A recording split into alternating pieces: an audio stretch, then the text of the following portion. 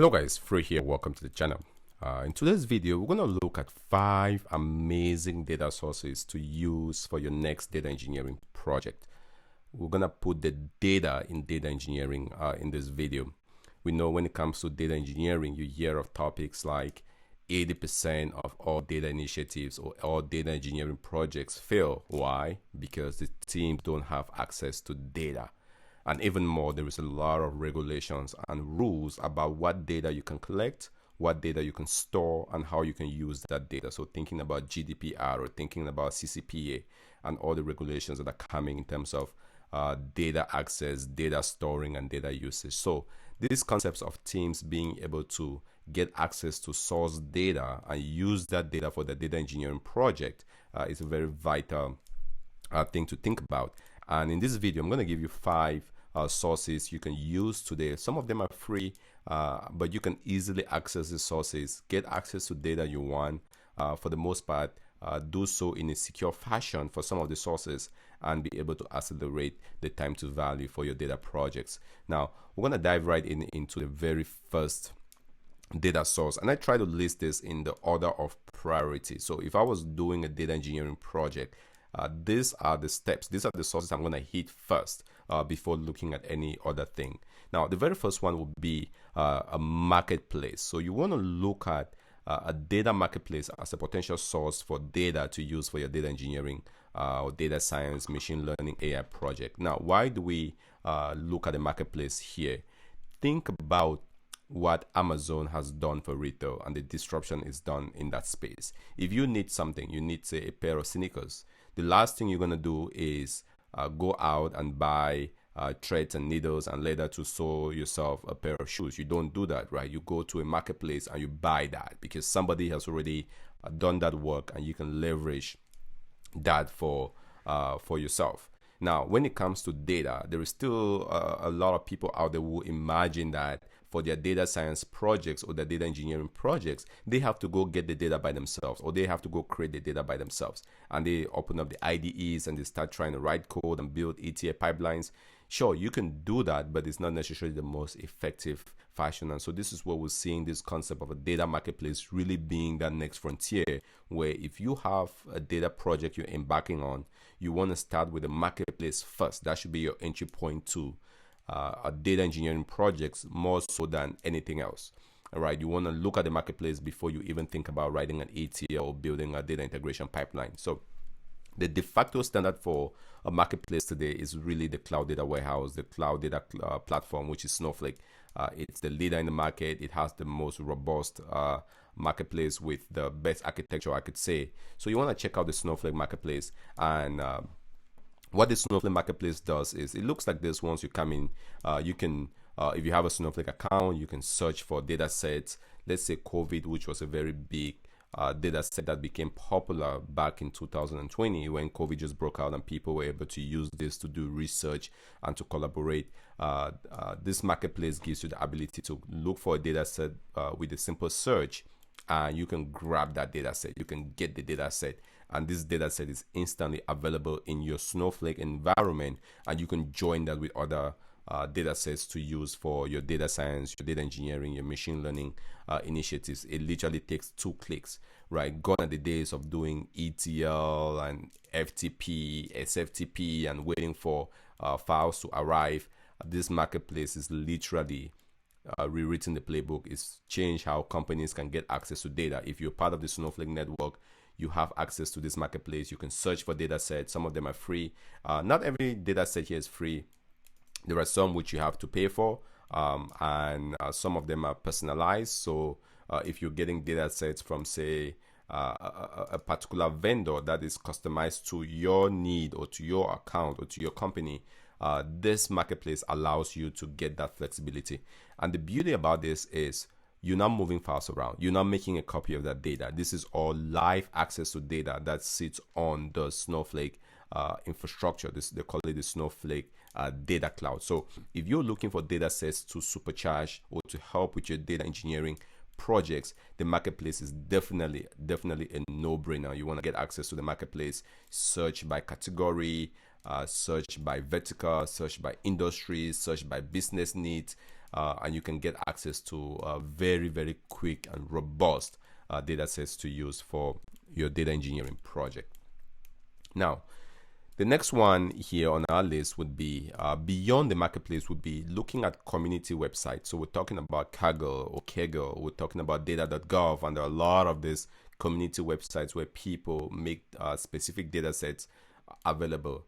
I would use this if I cannot find that data set in the marketplace, or if it's not in the marketplace just yet. So if I look at the Snowflake marketplace, I cannot find that, then I might go to say, hey, if I'm doing a data engineering project, is that available on Kaggle or Data.gov, right? And so Kaggle is a very popular platform out there, very community driven. There are lots and lots of people bringing data sets in here. You might check this one out. Let's say you're looking for healthcare. You can search for healthcare data sets. You can find filter health classifications, and you can download this data set and bring that into Snowflake to use for your data engineering project. So this would be another place to look for if you're looking for data sets to use for your data engineering project. Very similar to Kaggle or Kaggle would be Data.gov. This is a classic. It's been out there for a while. It's a government website. We know the government is the biggest data entity there is out there. They have lots and lots of data, so making that available in Data.gov would be a website you want to definitely check out, grab data sets from, and you can just come on data. You can search for data, say sales, and you can look at different data sets. The challenge when we start looking at the Kaggles of the world or the Data.gov of the world is unlike the marketplace, which is pretty structured, it's governed, it stays.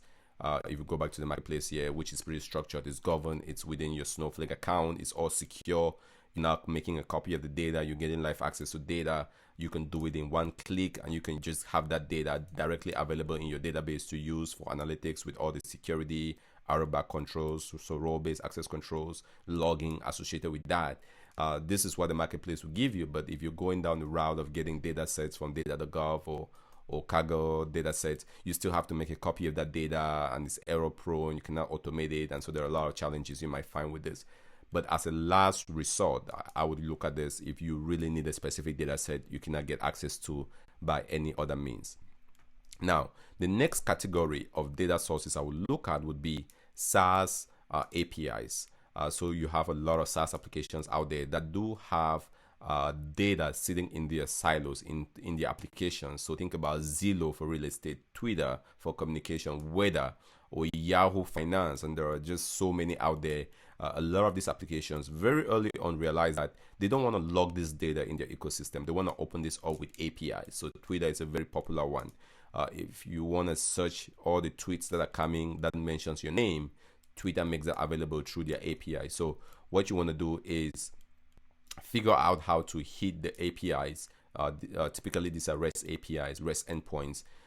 Subscribe where you need to subscribe. Some of them are free, some of them you have to pay some money, and then you can access data behind this API. So if I'm looking for, this is the one that I've used in the past, Open Weather.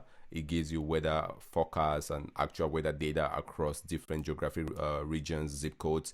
You can use this for sales forecast, sales planning, demand forecast in your analysis. So a very popular data set that you can use. Now, the interesting thing is going back to the marketplace, which again, like I mentioned earlier, the marketplace will be the gold standard. This is really your entry point to your data engineering project. Even before you write a single line of code, you want to go in and browse the marketplace to say, is any data available in here? All right, so we talked about weather. You can also find weather data sets in here. Now, the difference between what you'll find in the marketplace versus say going through the open weather is, again, this is right there in your data platform, easy to use. You can just request this. You have instant access to it without making a copy of that data. And as the data sets are being refreshed, let's go back again to the weather. As the data sets are being refreshed by the providers, so you're going to be a consumer if you're getting data from here, but the providers, the people who are making this data available in the marketplace, as they make updates on their side, you get all those updates too on your site or live, real time. And so this is really, really appealing. Now, as a last case scenario, if you go with the APIs, of course, you have to call the APIs. You have to refresh the APIs to keep that updated. It takes some effort to do that, but if that's the only thing you have to do, if that's your last resort, then you want to go down the route of using APIs. So Twitter has an API as well. If you're a developer on Twitter, you can request access to Twitter API. You write a simple Python code or a simple Java code or something like that, and you can access Twitter data. So this would be another big category to think about for getting data. Now, next major area here for getting data or data source I would want to look at for a data engineering project would be API hubs. This is one area that is growing in popularity more and more. So API hubs. A very popular one that is in this space would be the Rapid API. So what does Rapid API does? It's basically an API marketplace. So let's just go back to, I'm not gonna log in here. What this does, and I'll let you go and explore this for yourself, is, but what it does is it makes it easy for you to discover APIs and to quickly consume data from those APIs. So we talked about Twitter with or Yahoo Finance or weather APIs. You literally have to go in and know the SaaS application you're working with before you can access their data. But what if you can go into a hub that has all of that in one place, and you can just simply access it, use one authentication key, and start building your application? This is what the Rapid API is really solving. That's the problem they're solving. Basically, the marketplace for APIs. So think about Snowflake and this marketplace being the marketplace for data, and Rapid API being the marketplace for APIs. Well, you still have to call the API, get the data, and store it in a Snowflake database as an example. So I would use Rapid API if that data is not available in Snowflake, because you ultimately will still use the Rapid API and bring that into a platform like Snowflake to join that with all your data sets to use for your analytics. So Rapid API would be a very, very fascinating platform I would use. It's a growing area. A lot of companies have APIs. You can come in here, you can look for say Twilio API, SendGrid API, Google Play Store API, lots and lots of APIs. One of the ones that is very fascinating to me is, let's say you're building something around navigation and you want city data, or you want to do geo encoding. You can come in here, browse around. It's going to show you an API. Is going to give you a way to call and authenticate into that API, and you can hit the endpoint. It gives you a very simple endpoint.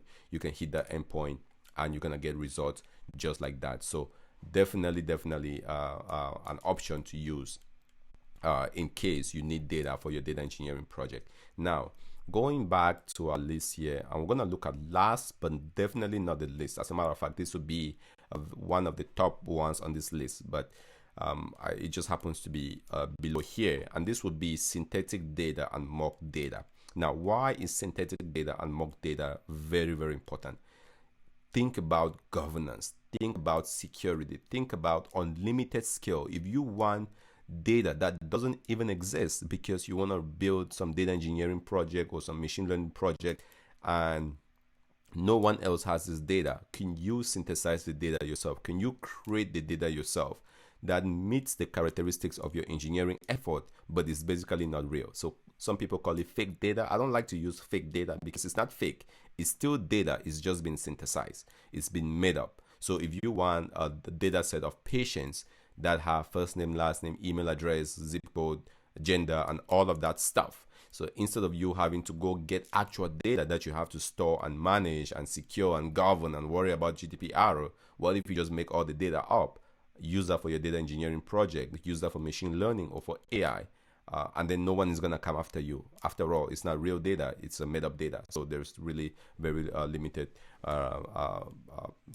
exposure to that. So synthetic data is something that I would definitely think about for data engineering initiatives. One of the big players in this space, at least that I'm exposed to as of now, is Mockaroo. It's they allow you to come in, you can define the schema of your data, the semantic types of what you want, and some probability in terms of null values, blank values, error values in that data set, and you can then generate a data set that you can use in any format. So in here, I might want to generate a profile of a customer with an ID, first name, last name, email, gender, IP address.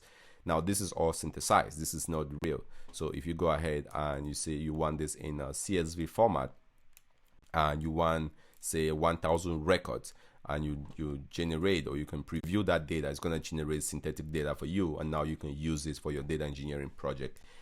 Something like Mockaroo even have APIs where you can create schemas of the data sets you want, and then hit those schemas with an API.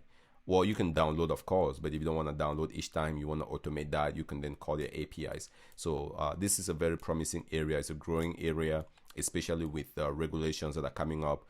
Companies are being worried about, you know, how they collect people's data, how they store that data. Using synthesized data could be a really good option for you to use for your next data engineering project. Mockaroo is one of them. There are lots of players in this space. Synthesia that does synthetic data for videos, and I see this space just growing more and more. And even Snowflake has options for you to create synthetic data right within Snowflake. I've made a video about that on my platform, so somewhere on my playlist here on YouTube, check it out. You might find a video about how to create synthetic data in Snowflake. But if you don't do that, or if that's not an option for you, you can always use the Mockaroos of the world. Create your schema basically on the data, and then bring that into Snowflake to power your data engineering effort. So there you go. Just to recap what we've seen: 5 data sources to use for your next data engineering project. Lots of options out there. Marketplace really is the entry point for data engineering projects. If you're not starting with the marketplace today, you're literally not taking the most efficient route you could.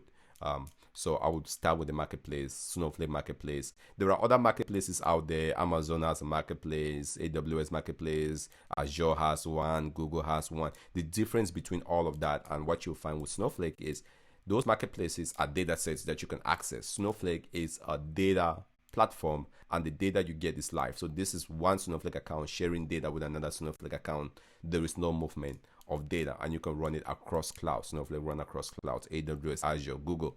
So you have that flexibility. I would really start as with Snowflake as the king of marketplaces. Now, if you have a specific data set that's outside Snowflake, you can always copy that, download it, upload it into Snowflake. You can go ahead and look at APIs to connect using REST API, write a simple Python script to bring that data into Snowflake. Or you can go to API hubs, like rapid APIs that have aggregations of APIs, and they make it easy for you to search for APIs and to access them. Rapid API Hub would be another good option.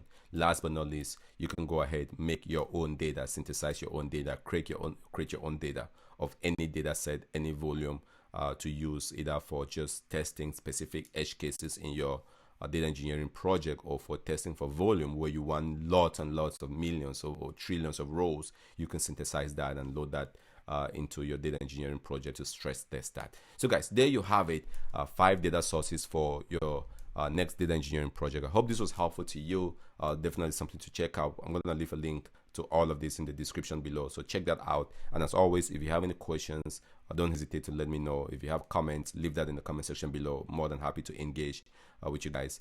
Thanks for watching.